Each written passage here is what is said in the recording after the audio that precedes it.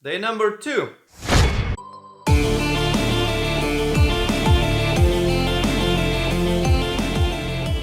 So, just had my breakfast, still morning, woke up only once as well, and I think I'm waking up only because it's not really that comfortable to sleep like in a literally one position locked in, you know, the whole night. A little bit awkward, but yeah, nonetheless, overall, great sleep.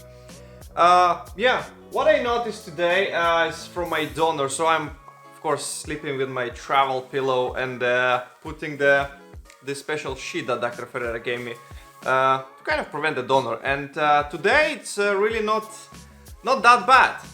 Just have a look, there's just a little bit of you know, like a residue coming out from the donor. Yeah, nothing major, so I would probably think tomorrow should be absolutely fine. And of course right now it's time for a ice pack.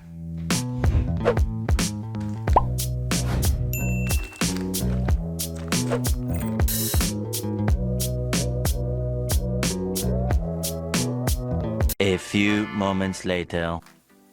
Pretty red. So that's done. Now it's time for some sailing.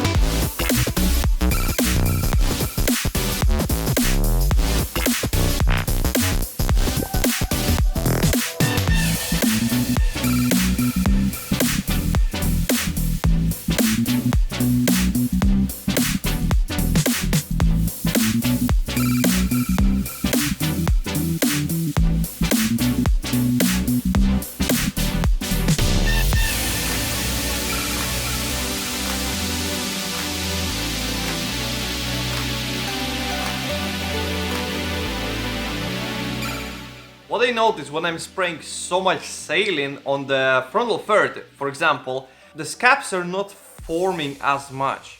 So you can clearly see lots of hair. Of course, I appreciate it's just day 2 and they still forming, gonna get much worse. But nonetheless, it looks pretty clean.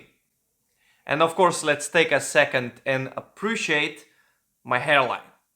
Like, look how it's been done on the very first surgery.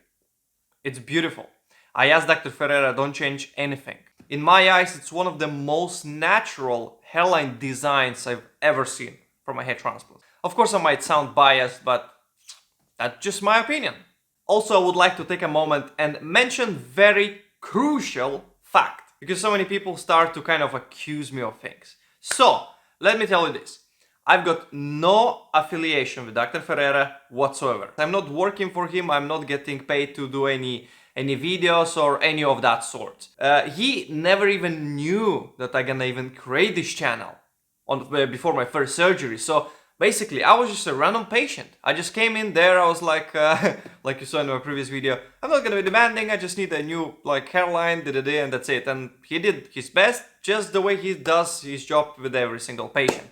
I'm pretty sure he was really surprised to see that at some point I created so many videos on YouTube. So yeah, I just wanted to put it out there because I feel like sometimes it's just unfair. I'm just here to help you guys out, to give you accurate information. I really enjoy doing these videos. I really enjoy sharing and teaching others. So please, if you appreciate that, hit that like button. That would help me tremendously. In terms of donor area, a lot of people were really concerned during my first days of the surgery because, you know, my scarring was looking like a little bit bigger than people expected for some reason, and some people say that I'm done. Like I'm gonna have over-harvested donor. So far I had around 6,500 grafts. extracted from my only scalp donor over 2 surgeries. So that's a lot of donor to be moved. And some people think, of course, I'm done. I'm fucked, my donor gonna be destroyed. Of course, we don't know how this one gonna heal, but I'm pretty confident it's not gonna be as bad. And you might ask yourself, why? Very simple. Let's have a look. Of course, apologies, the quality is not the best. It's quite tough to film myself, the donor, and I really don't see what I'm doing. But nonetheless, you can see like the previous extractions, you can see current extractions, and there is still quite a lot of hairs in between those.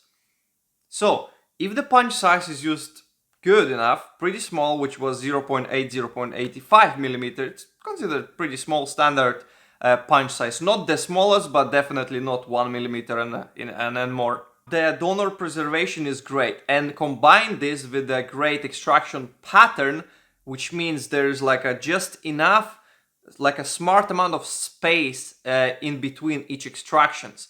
The donor gonna be looking great, and I'm really confident. After just like a couple of weeks, 3-4 weeks, it should be relatively undetectable, even though I had so many extractions.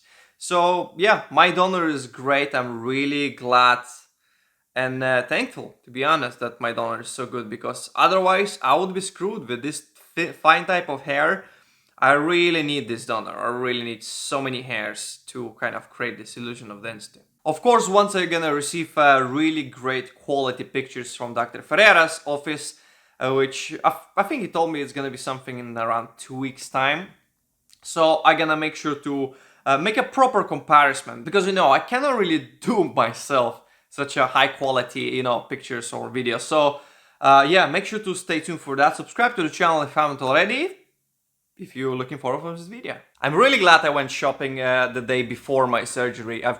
As you remember, I bought so much different snacks, so I don't need to go out of the hotel realistically, So today is day number 2, of course, and I still have so much snacks. So what we still got some orange, bananas, apples. We got some nuts, some more kind of healthy-ish snacks, protein bar. What else? We got a couple of instant oats, noodles as well, some Oreos, of course water. I got here plenty still of water, so yeah, should be enough to keep me going. Got some tea, toilet paper. Ladies and gentlemen, we got him.